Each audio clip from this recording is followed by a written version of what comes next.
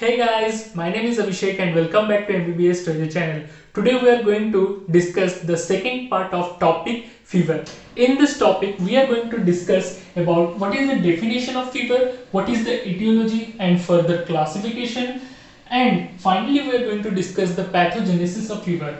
Okay, so let's begin our today's topic. In my previous video, I have already explained that what is that thermoregulation, and due to thermoregulation, how the temperature is well balanced in our body. And what is this fever? If there will be thermoregulation will be violated, if the controlling mechanism of thermoregulation will be disturbed, so this violation will lead to cause this changes or this pathological state, that is fever.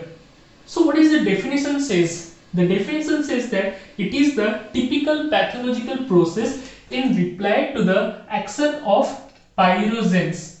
Okay, and that is characterized by reconstruction of the thermal homeostasis for maintaining the higher temperature.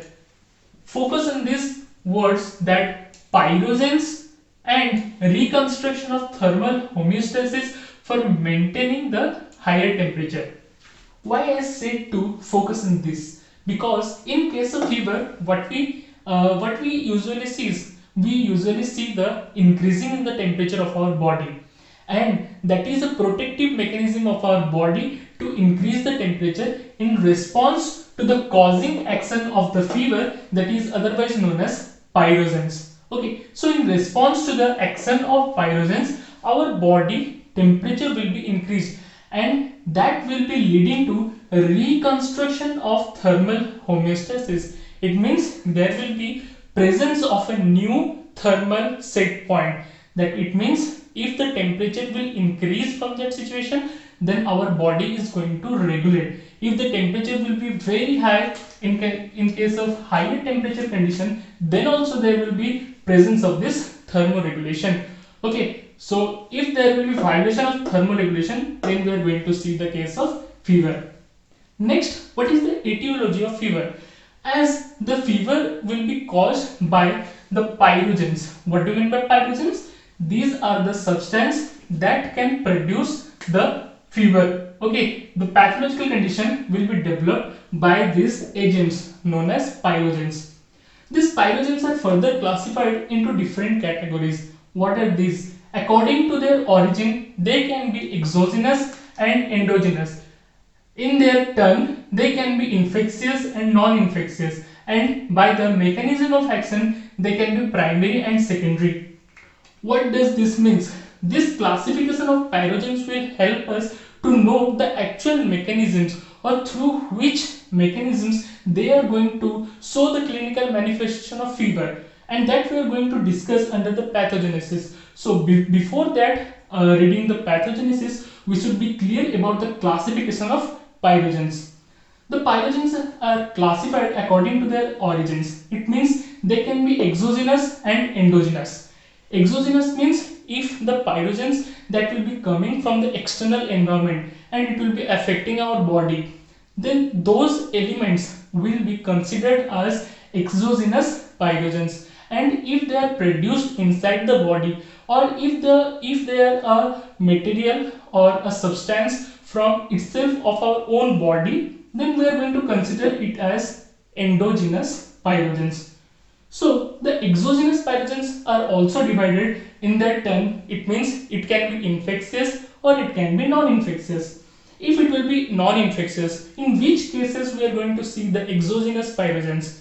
In case of serum, if the someone's serum will be introduced in our body, if there will be products of blood transfusion disintegration.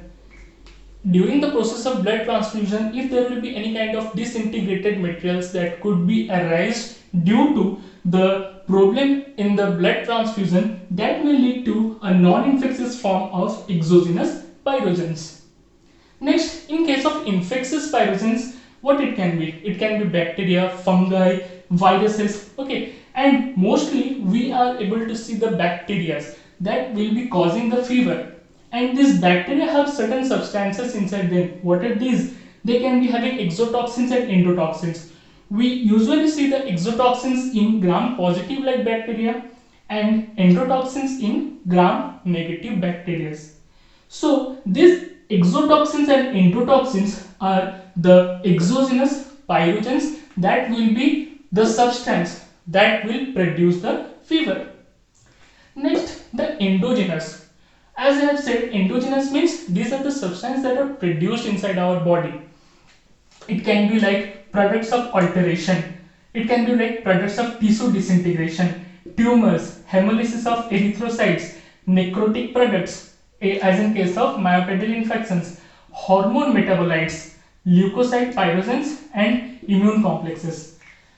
Listen, products of alteration. What do you mean by alteration? As I have said, during the process of inflammations occurs in three most important processes like alteration, exudation, and proliferation. So when there will be alteration, if some element is going to alter the body structure or cell membrane structure, then it can be causing certain changes inside the body, and those products that will be formed during the process of alteration, it may be primary alteration or secondary alteration, then it will be produced inside the body, and those products may lead to be a substance that is known as pyrogens.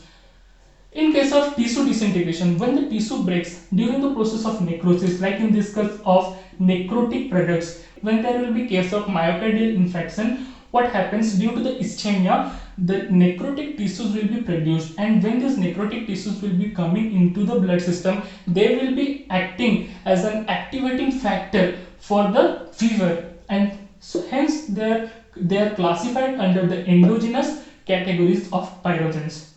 Similarly, due to the hemolysis of erythrocytes, due to certain kind of tumors, so the products that may be produced in the whole pathological process can cause a certain substance that we know as pyrogens, and that can lead to a fever condition. Mostly the leukocyte act as a pyrogens, and the immune complexes, as we have already read this, what are these leukocytes, immune complexes, what are the type of interleukin cytokines that are produced, that going to stimulate the fever in the topic of inflammation. So these are the internal products that is going to be having, or that is going to be classified under the endogenous pyrogens. Next, by their mechanism of action, as we know, these are the pyrogens. It can be exogenous and endogenous. They are further classified according to their mechanism of action. So the mechanism of action can be, it can be primary and secondary. What do you mean by primary and secondary? Primary means when these exo and endopyrogens that do not produces fever immediately. When these pyrogens will come into our blood or vascular system, then it will not cause the fever immediately. It means they will be captured by certain host cells that we are going to see as the secondary pyrogens. So what is the function of primary pyrogens like the exogenous or endogenous pyrogens will come to our body, and the secondary pyrogens will be produced by the host cell after capturing the primary pyrogens. Okay, so when a cell or host cells have captured these primary pyrogens, then they are going to produce these secondary pyrogens. Okay, so it is depending, the secondary pyrogens dependent upon the primary pyrogens. So according to mechanisms, these are the two stages.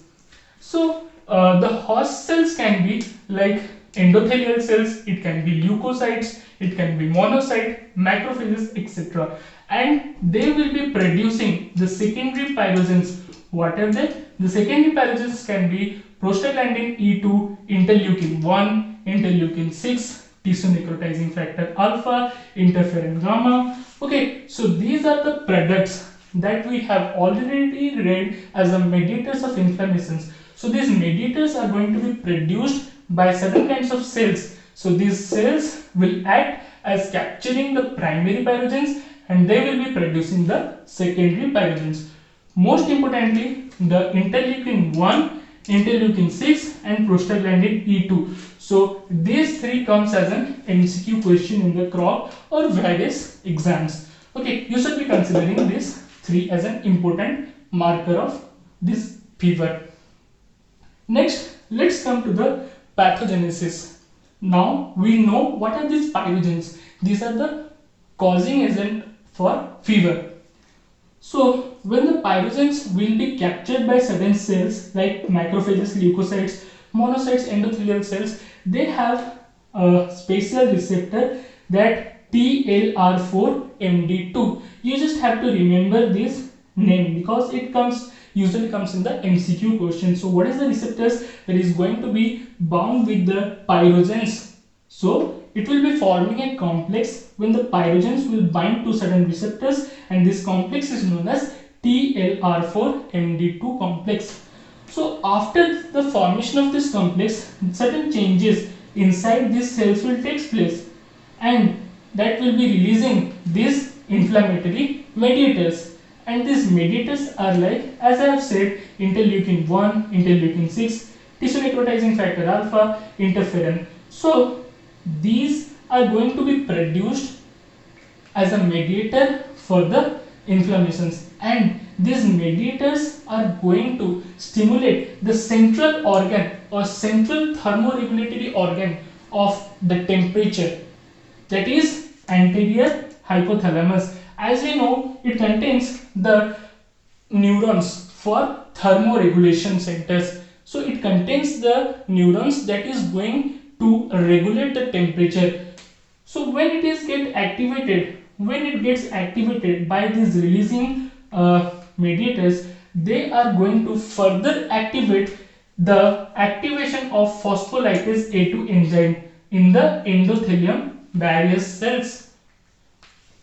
What do you mean by, or what is this phospholipase A2? We have already read this in the arachidonic acid metabolism. When there will be activation of phospholipase A2, it is going to break the arachidonic acid, and when there will be breakdown of arachidonic acid, we are going to see the metabolites of arachidonic acid, and it's a very important part of inflammation.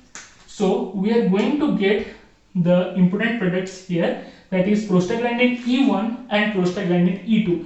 When the central thermoregulatory hypothalamus will be activated by these receptors, they will be signaling for further activation of more secondary pyrogens or secondary mediators, that is production of prostaglandin E1 and prostaglandin E2, and they resets the thermostat to a higher temperature. As I have said, there will be reconstruction of thermal homeostasis for maintaining the higher temperature. It means there will be a rebuilding of a new thermostat set point.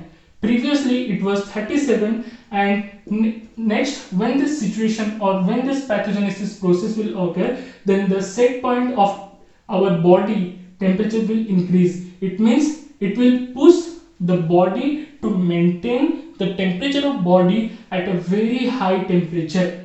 So in this response, we are going to see this condition, this pathological process condition, that is fever. When it will be reset, it means it will elevate the set point, and we are going to get this fever. How we are going to get this fever? We will get this fever. Fever means we are going to increase the inside temperature. How we can increase the inside temperature? There will be heat conservation. It means there will be vasoconstriction of the peripheral vessels, and the heat will not be released. It will be kept inside for increasing the thermostatic set point. And the heat production, there will be involuntary heat production by the process of shivering. So we usually get this clinical manifestation during the process of formation of fever.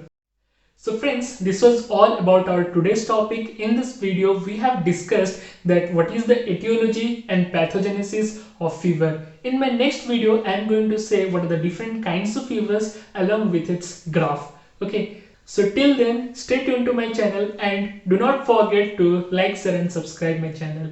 Thank you so much for watching my videos.